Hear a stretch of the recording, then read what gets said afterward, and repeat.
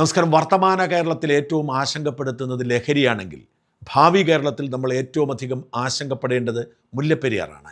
131 വർഷം പഴക്കമുള്ള ഒരു അണക്കെട്ട് അതൊട്ടും സുരക്ഷിതമല്ല എന്ന് വിദഗ്ധ സംഘം പറയുകയും ന്യൂയോർക്ക് ടൈംസ് പോലുള്ള അന്താരാഷ്ട്ര മാധ്യമങ്ങൾ പോലും ലോകം നേരിടുന്ന ഭയാനകമായ ഭീഷണികളിലൊന്ന് മുല്ലപ്പെരിയാറാണ് എന്ന് എഴുതി ചേർക്കുകയും ചെയ്തിട്ടും നമ്മൾ പെറ്റി ഈഗോയുടെ പുറത്ത് അങ്ങോട്ടും ഇങ്ങോട്ടും തട്ടിക്കളിക്കുന്നതല്ലാതെ പരിഹാരമുണ്ടാക്കാൻ ശ്രമിക്കുന്നില്ല എന്നത് കഷ്ടമാണ്. 1961 വെള്ളപ്പൊക്കം മുതൽ മുല്ലപ്പെരിയാർ ഭയാനകമായ ഒന്നായി നമ്മുടെ തലയ്ക്ക് മുകളിലുണ്ട്. 131 വർഷം പഴക്കമുള്ള കാര്യമായ അറ്റകുറ്റപ്പണികൾ ചെയ്യാത്തൊരു അണക്കെട്ട് ഒരു ജലബോംബാണ് എന്ന് ആരും സ്ഥാപിക്കേണ്ടതില്ല. ചൈനയിലും തായ്ലാൻഡിലും ഇന്തോനേഷ്യയിലും എന്തിനേറെ ഇന്ത്യയിലെ വടക്കേ ഇന്ത്യൻ സംസ്ഥാനങ്ങളിലുമൊക്കെ സംഭവിച്ച ദുരന്തങ്ങൾ എടുത്ത് പരിശോധിച്ചാൽ നാളെ ഇതിവിടെയും സംഭവിക്കും എന്ന് മനസ്സിലാക്കാവുന്നതേ ഉള്ളൂ. നിർഭാഗ്യവശാൽ കേരളത്തിൽ മാറി മാറി വന്ന രാഷ്ട്രീയ നേതാക്കൾ അനർഹമായ എന്തൊക്കെയോ ആനുകൂല്യങ്ങൾ കൈപ്പറ്റിക്കൊണ്ട് തമിഴ്നാടിന് മുമ്പിൽ കീഴടങ്ങുകയായിരുന്നു. തമിഴ് ജനതയ്ക്ക് കേരള ജനതയോടെ ഒരു ശത്രുതയുമില്ല. നമ്മുടെ ഭാഷ പോലും അവരുടെ ഭാഷയിൽ നിന്നും രൂപപ്പെട്ടു വന്നതാണ്. അതുകൊണ്ട് തന്നെ കാര്യം പറഞ്ഞാൽ മനസ്സിലാവുന്നതേ ഉള്ളൂ. എന്നാൽ കാര്യം പറഞ്ഞ് മനസ്സിലാക്കുന്നതിന് പകരം തമിഴ്നാട്ടിലെ രാഷ്ട്രീയക്കാരുടെ തന്ത്രത്തിന് പിന്നിൽ കേരളം കീഴടങ്ങുകയാണ് ചെയ്തത്. പിണറായിയുടെ കാലത്തെ അതേ കീഴടങ്ങൽ, അതേ പരാജയം വി.ഡി. സതീശനും പിന്തുടരുന്നു എന്ന് വേണം. ഇന്നലെ ചെന്നൈയിൽ വെച്ച് തമിഴ്നാട് മുഖ്യമന്ത്രി വിജയും കേരള മുഖ്യമന്ത്രി വി.ഡി. സതീശനും തമ്മിൽ കൂടിക്കാഴ്ച നടത്തിയപ്പോൾ സംഭവിച്ച കാര്യങ്ങളെ മനസ്സിലാക്കാൻ. ആഭ്യന്തരമന്ത്രി അമിത്ഷായുടെ അധ്യക്ഷതയിൽ ദക്ഷിണേന്ത്യൻ സംസ്ഥാനങ്ങളിൽ മുഖ്യമന്ത്രിമാരുടെ യോഗത്തിലാണ് വിജയും സതീശനും അവരവരുടെ നിലപാട് വ്യക്തമാക്കിയത്. കേരള മുഖ്യമന്ത്രി വി.ഡി. സതീശൻ പറഞ്ഞത്, പുതിയ ഡാം എന്നതിൽ ഞങ്ങളൊരു വിട്ടുവീഴ്ചയും ചെയ്യില്ല. എവിടെ, ഏത് തരത്തിൽ, എങ്ങനെ ഡാം പണിയണം എന്ന് തമിഴ്നാടിന് തീരുമാനിക്കാം. അതിന് മുഴുവൻ ചെലവും ഞങ്ങൾ വഹിക്കും. എന്നാൽ വിജയ് ആ ഓഫർ തള്ളിക്കളഞ്ഞു. പുതിയ ഡാമിനെ കുറിച്ച് ചിന്തിക്കുകയേ വേണ്ട, അങ്ങനെ ഒരു ആശയം പോലും ചർച്ച ചെയ്യാൻ ഞങ്ങൾ ഒരുക്കമല്ല. ഞങ്ങൾ ചർച്ച ചെയ്യാൻ ആഗ്രഹിക്കുന്നത് ഇപ്പോഴത്തെ 142 അടി ജലനിരപ്പ് 152 അടിയായി ഉയർത്തണം എന്നത് മാത്രമാണ് എന്നായിരുന്നു വിജയുടെ നിലപാട്. രണ്ടുപേരും അവരുടെ നിലപാട് പറഞ്ഞു. അമിത്ഷാ പറഞ്ഞു പരസ്പരം ചർച്ച ചെയ്തു വേണം പ്രശ്നം പരിഹരിക്കാൻ. അമിത്ഷാ പറയുന്നത് കാവേരിയും ഗോദാവരിയും ബ്രഹ്മപുത്രയും ഒക്കെ പരസ്പരം ബന്ധിപ്പിച്ചാൽ 100 വർഷത്തേക്ക് നമുക്ക് ജലക്ഷാമം ഉണ്ടാവില്ല എന്നാണ്. അമിത്ഷായുടെയും കേന്ദ്ര സർക്കാരിൻ്റെയും അജണ്ടയിൽ കേരളത്തിന് മുല്ലപ്പെരിയാർ ഇല്ല. അവർക്ക് വേണ്ടത് വലിയ നദികളെ ബന്ധിപ്പിച്ച് കൂടുതൽ ജലദൗർലഭ്യം ഒഴിവാക്കുക എന്ന ദീർഘകാല പദ്ധതി മാത്രമാണ്. അന്തർ സംസ്ഥാന ജലതർക്കങ്ങൾ ചർച്ചയിലൂടെ പരിഹരിക്കണം എന്നാണ് അമിത്ഷാ പറഞ്ഞത്. അത് തീർച്ചയായും നല്ല ആശയമാണ്. ഒരു സംസ്ഥാനത്ത് ഉദ്ഭവിച്ച് മറ്റൊരു സംസ്ഥാനത്ത് കൂടി പോകുന്ന നദികളിലെ വെള്ളത്തിന് ഇരു സംസ്ഥാനങ്ങൾക്കും അവകാശമുള്ളതുകൊണ്ട് ചർച്ചകൾ നടത്തി മധ്യസ്ഥതയോ ട്രിബ്യൂണലോ ഒക്കെ രൂപീകരിച്ച് അങ്ങനെ വീതം വയ്ക്കുന്നതിൽ തെറ്റില്ല. കാവേരിയിൽ അങ്ങനെയാണ് ഒരു തീരുമാനമുണ്ടായിരിക്കുന്നത്. കർണാടകയ്ക്കും തമിഴ്നാടിനും മാത്രമല്ല കേരളത്തിനും പുതുച്ചേരിക്കും പോലും വെള്ളത്തിൽ അവകാശമുണ്ട് എന്ന് ട്രിബ്യൂണൽ പറയുന്നത് ആ പശ്ചാത്തലത്തിലാണ്. എന്നാൽ അങ്ങനെ കൈകാര്യം ചെയ്യേണ്ട ഒരു അന്തർ സംസ്ഥാന നദീജല തർക്കമല്ല മുല്ലപ്പെരിയാറേത്. മുല്ലപ്പെരിയാർ പൂർണ്ണമായും കേരളത്തിലൂടെ ഒഴുകി പെരിയാറിലേക്ക് വരുന്ന നദിയാണ്. ഈ നദിക്ക് യാതൊരു അവകാശവും തമിഴ്നാടിനില്ല.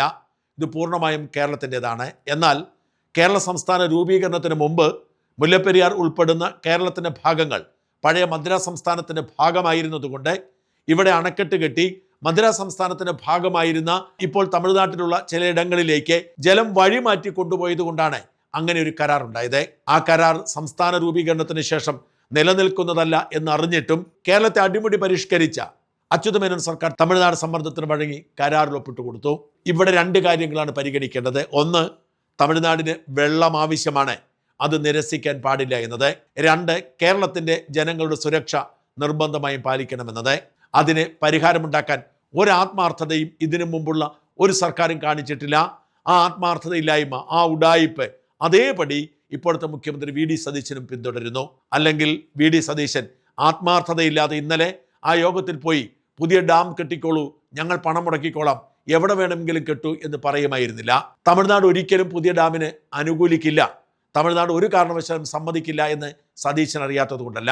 എന്നാൽ തൽക്കാലം തടി തപ്പാൻ ഏറ്റവും നല്ലത് ആ വാദത്തിൽ ഉറച്ചു നിൽക്കുന്നതാണ് എന്നറിയാവുന്നതുകൊണ്ട് സതീശൻ അത് പറയുന്നു. 2014 മുല്ലപ്പെരിയാർ വിഷയത്തിൽ സുപ്രീം കോടതി അന്തിമ വിധി പ്രഖ്യാപിക്കുമ്പോൾ കൃത്യമായി പറഞ്ഞിരുന്നു, കേരളത്തിന് ഡാം കെട്ടണമെന്ന് നിർബന്ധമാണെങ്കിൽ നിങ്ങൾ കെട്ടിക്കോളൂ, എല്ലാ അനുമതികളും നിങ്ങൾ തന്നെ വാങ്ങണം, ആരുടെയും സഹായം പ്രതീക്ഷിക്കരുത്. അതിനുവേണ്ടി മുടക്കുന്ന 2000-3000 കോടി രൂപ നിങ്ങളുടെ സംസ്ഥാനത്തിന് എന്തൊരു ദുരന്തമായി മാറും എന്നും നിങ്ങൾ മറക്കരുത്. എന്ന് വെച്ചാൽ സുപ്രീം കോടതിക്ക് പോലും പുതിയ ഡാമിനോട് താല്പര്യമുണ്ടായിരുന്നില്ല. ഇനി നിർബന്ധമാണെങ്കിൽ കെട്ടിക്കോളൂ സ്വന്തം ഉത്തരവാദിത്വത്തിൽ എന്നായിരുന്നു പറഞ്ഞത്. അങ്ങനെ പുതിയ ഡാം നിർമ്മാണം നടക്കില്ല എന്ന് തീർച്ചയാണ്. കാരണം പാരിസ്ഥിതിക അനുമതികൾ ലഭിക്കുകയില്ല. കാരണം മുല്ലപ്പെരിയാർ സ്ഥിതി ചെയ്യുന്നത് കാട്ടിൻ്റെ നടുക്കാണ്. മാത്രമല്ല തകരാൻ സാധ്യതയുള്ള ഒരു അണക്കെട്ടിൻ്റെ മുമ്പിലോ പിറകിലോ മറ്റൊരു അണക്കെട്ടുണ്ടാക്കിയാൽ ആ നിർമ്മാണ പ്രവർത്തന സമയത്ത് തന്നെ ഈ അണക്കെട്ട് തകരുകയും ചെയ്യും. അതുകൊണ്ട് തന്നെ പുതിയ അണക്കെട്ട് പ്രായോഗികമേ അല്ല. എന്നിട്ടും എന്തുകൊണ്ടാണ് സതീശൻ കണ്ണിൽ പൊടിയിടാൻ വേണ്ടി ഈ പുതിയ അണക്കെട്ട് എന്ന വാദം ഉന്നയിക്കുന്നത്? അത് ഒരിക്കലും പരിഹാരമല്ല. ഇതിന് പരിഹാരം എന്ന് പറയുന്നത് തമിഴ്നാടിനെ വിശ്വാസത്തിലെടുക്കുക, അവർക്ക് വെള്ളം കിട്ടുമെന്ന് ഉറപ്പുണ്ടാക്കുക, അതിനെ കേന്ദ്ര സർക്കാരിനെ മധ്യസ്ഥതയിൽ കൊണ്ടുവരിക. പ്രധാനമന്ത്രി മോദി തന്നെ 2 സംസ്ഥാന മുഖ്യമന്ത്രിമാരെയും വിളിച്ചിരുത്തി സംസാരിച്ച് തമിഴ്നാടിന് വെള്ളവും കേരളത്തിന് സുരക്ഷയും എന്ന ഒരു മുദ്രാവാക്യത്തിൽ കരാറിൽ ഒപ്പുവെച്ചാൽ തീരുന്ന പ്രശ്നമേ ഉള്ളൂ. അതിന് ശ്രമിക്കാതെ ഒരിക്കലും നടക്കാത്ത പുതിയ അണക്കെട്ട് എന്ന വാദത്തിൽ വി.ഡി. സതീശൻ ഉറച്ചു നിൽക്കുന്നത് വഞ്ചനയാണ്, കേരളത്തോട് കാട്ടുന്ന ഉഡായിപ്പാണ്. ഒരിക്കലും ഈ പ്രശ്നം പരിഹരിക്കരുത്, ഇതിങ്ങനെ നീണ്ടുപോകണം എന്ന പിടിവാശിയുള്ള ആരുടെയൊക്കെയോ ചട്ടുകമായി വി.ഡി. സതീശൻ മാറിയിരിക്കുന്നു. സതീശൻ മറക്കരുതാത്തത്, തുടർച്ചയായി 2-3 ദിവസം മഴ പെയ്താൽ അല്ലെങ്കിൽ ഒരു ഭൂകമ്പം ഉണ്ടായാൽ മുല്ലപ്പെരിയാർ അണക്കെട്ട് നിശേഷം തകർന്നു പോകും. അത് എറണാകുളം ജില്ല വരെയുള്ള ലക്ഷക്കണക്കിന് മനുഷ്യരുടെ ജീവനും സ്വത്തുക്കളും നശിപ്പിക്കുമെന്നതാണ്. നശിച്ചതിന് ശേഷം വിലപിച്ചിട്ട് കാര്യമില്ല. അതുകൊണ്ട് അടിയന്തര പ്രാധാന്യത്തോടെ ഈ വിഷയത്തിൽ ഇടപെടൽ നടത്തിയേ മതിയാവൂ. മുല്ലപ്പെരിയാറിന് വേണ്ടി പ്രവർത്തിക്കുന്ന അനേകം സംഘടനകളുണ്ട്. അവരെയെല്ലാം ഒരുമിപ്പിച്ചുകൊണ്ട് മുല്ലപ്പെരിയാർ കോർഡിനേഷൻ കമ്മിറ്റി എന്ന പേരിൽ ഒരു സംഘടന രൂപീകരിച്ചിട്ടുണ്ട്. അതിന് ചെയർമാനും മുൻ എയർ ഇന്ത്യ മാനേജറുമായ RBS മണിയോട് ഞാൻ ഇതേക്കുറിച്ച് ചോദിച്ചപ്പോൾ അദ്ദേഹം പറഞ്ഞത് കൂടി കേൾക്കുക. നമസ്കാരം മോൻ സാറേ. നമ്മുടെ ഇന്നത്തെ വാർത്തകൾ, അതായത് വി.ഡി. സതീശനും വിജയും തമ്മിൽ സംസാരിച്ചിട്ട് വി.ഡി. സതീശൻ പറഞ്ഞിരിക്കുന്നത്, നിങ്ങൾ ഇഷ്ടമുള്ള സ്ഥലത്ത് ഇഷ്ടമുള്ളതുപോലെ പണിതോളൂ, നമ്മള് പൈസ തരാം എന്നാ പറഞ്ഞിരിക്കുന്നത്. ഈ പരിഹാരം ശരിയല്ലേ? അങ്ങയുടെ അഭിപ്രായം എന്താണ് ഇതിനെക്കുറിച്ചുള്ളത്? ഇല്ല, വളരെ വളരെ വ്യക്തമായ കാര്യം. അതായത് അതിനകത്ത് നമുക്ക് പരിഹാരമാണ് നമുക്ക് വേണ്ടത്, എല്ലാവരും ആഗ്രഹിക്കുന്ന അതാണ്. പക്ഷെ നമുക്ക് പ്രായോഗികമായ പരിഹാരമാണ് വേണ്ടത്. പ്രായോഗികം എന്ന് ഞാൻ പറയാൻ കാരണം, നമ്മൾ 2011 മറ്റോ ഈ ഒരു സംഗതി ഒന്ന് ആരംഭിച്ചു വെച്ചതാണ്. അവിടെ തുടങ്ങാനായിട്ട് 2010 മറ്റോ തുടങ്ങി അതിന് സ്ഥലം കണ്ടുപിടിച്ച് അതൊക്കെ ചെയ്തു വെച്ചതാണ് ഈ 300 മീറ്റർ അകലെ. പക്ഷെ മുന്നോട്ട് പോകാനുള്ള നമുക്ക് പാരിസ്ഥിതിക ഇത് കിട്ടിയിട്ടില്ല. ഇത് കൊടുത്തിട്ടുണ്ടെങ്കിലും, നമ്മുടെ ഡീറ്റെയിൽഡ് DPR കൊടുത്തിട്ടുണ്ടെങ്കിലും അത് കേന്ദ്രം സമ്മതിച്ചതായിട്ട് അറിയില്ല, അതിനുള്ള അനുമതിയും കിട്ടിയിട്ടില്ല. അപ്പൊ ഇത് നമ്മൾ മലയാളത്തിൽ പറയുന്ന ഒരു ദിവാസ്വപ്നം നമ്മൾ കൊടുത്തിട്ട് നടക്കാത്തൊരു കാര്യം. അത് മാത്രമല്ല, അത് തമിഴ്നാട് സ്വീകാര്യവുമല്ല. മാത്രമല്ല, നമ്മൾ അന്ന് തൊട്ടേ ഇതിനകത്ത് പലരും അല്പം ടെക്നിക്കൽ, ഞാനിതിനകത്ത് വളരെ ഒരു ശിശുവാണ്, ഞാൻ വലിയ പാണ്ഡിത്യമുള്ള ആളല്ല. ടെക്നിക്കലി പലരും പറയുന്നത്, അതിപ്പോ നമ്മുടെ ശ്രീധരൻ സാറിനെ പോലെയുള്ള ടെക്നിക്കൽ അറിയാവുന്നവർ പറഞ്ഞു, വളരെ വൾണറബിൾ ആയിട്ടുള്ള സീസ്മിക് സോണില് ഒരു ബോംബിന്റെ അടുത്ത് കൊണ്ടുപോയി വേറൊരു വാട്ടർ ബോംബ് അടുത്തുകൊണ്ട് സ്ഥാപിക്കുന്നു എന്നുള്ളതാണ് അതിന്റെ ഒരു യാഥാർത്ഥ്യം ശരിക്കും പറഞ്ഞാൽ. കാരണം നമ്മൾ പാലാരിവട്ടം പാലം കണ്ടിട്ടുള്ളവരാണ്. അപ്പൊ എന്താണ് പരിഹാരം? ഉണ്ട്, പരിഹാരമുണ്ട്. വളരെ വളരെ വ്യക്തമായ ഒരെണ്ണം നമ്മളിതിപ്പോ ഇന്നിപ്പോ നമ്മുടെ ടെക്നോളജി ഒത്തിരി ഡെവലപ്പ് ആയിട്ട് സാധനം സാറേ. നമ്മുടെ ഇതിനകത്ത് ഇപ്പൊ മെറ്റായിക്കകത്ത് പോയി നമ്മൾ ചോദിച്ചു കഴിഞ്ഞാൽ അതിനകത്ത് തന്നെ എനിക്ക് അതിനകത്ത് കിട്ടി. അതായത് ഈ ഡാമിനെ നമ്മളൊരു ഡൈവേർഷൻ ഡാം ആക്കുക. ഡൈവേർഷൻ ഡാം എന്ന് പറഞ്ഞാൽ ഇതിനെ ഒരു ചെറിയ ചെക്ക് ഡാം ആക്കുക. പല 70 അടിയോ 50 അടിയോ 100, ഇപ്പൊ തന്നെ 106 അടിയിൽ ആണ് ടണൽ വെച്ചിരിക്കുന്നത്. അതിന്റെ താഴോട്ട് നമുക്ക് വെക്കാൻ പറ്റും. ഇന്നത്തെ സാഹചര്യത്തിൽ താഴോട്ട് ടണലോ ഇല്ലെങ്കിൽ ഈ ടണലിന് പകരം ഇപ്പൊ പറയുന്ന അക്വാഡക്ട്, നമ്മുടെ പുറത്തൊക്കെ ഉണ്ടല്ലോ സാറേ, നമ്മുടെ നാട്ടിലൊക്കെ, ഞാൻ പാലയാണ്, അവിടെയൊക്കെ നമ്മൾ കണ്ടിട്ടുണ്ട് ഇങ്ങനെ ഈ വെള്ളം ഇങ്ങനെ ഈ ചാനൽ പോലെ പോകുന്ന വെള്ളം ഇല്ലേ, ഇപ്പൊ നമ്മൾ പുഴയിൽ നിന്ന് കൊടുക്കുന്നുണ്ട്, പുറത്തൊക്കെ ഉണ്ട് നമ്മളാ പോകുമ്പോ.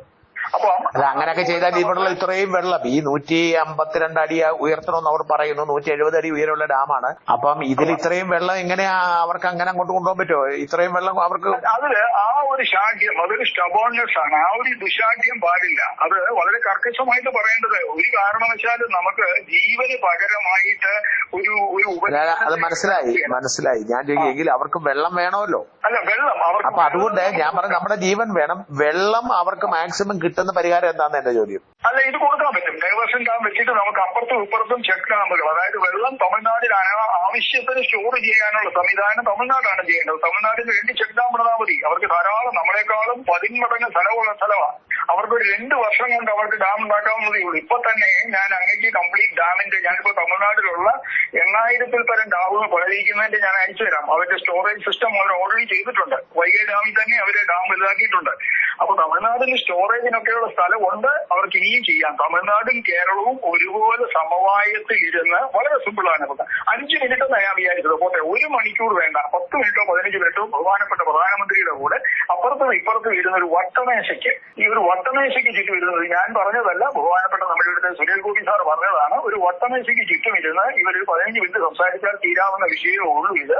ഇതിനകത്ത് മനുഷ്യന്റെ ജീവൻ വെച്ച് കളിക്കരുതെന്ന് വളരെ എളിയാക്കിയത്. സാധാരണ ഒരു അണ്ണാറക്കണ്ണന്റെ ഒരു ചെറിയ രോദനം, ഹീനരോദനം. നമ്മൾ മനുഷ്യര് തമിഴ്നാടും കേരളവും നന്നായിട്ട് സ്നേഹമായിട്ട് ജീവിച്ചു പോകേണ്ടവരാണ്. ഈ നിമിഷം പോലും ഒന്ന് സംഭവിച്ചാൽ, എന്തെങ്കിലും സംഭവിച്ചു പോയാൽ നമ്മുടെ ആരുടെയും കയ്യിൽ പെടുന്നതല്ലിത്.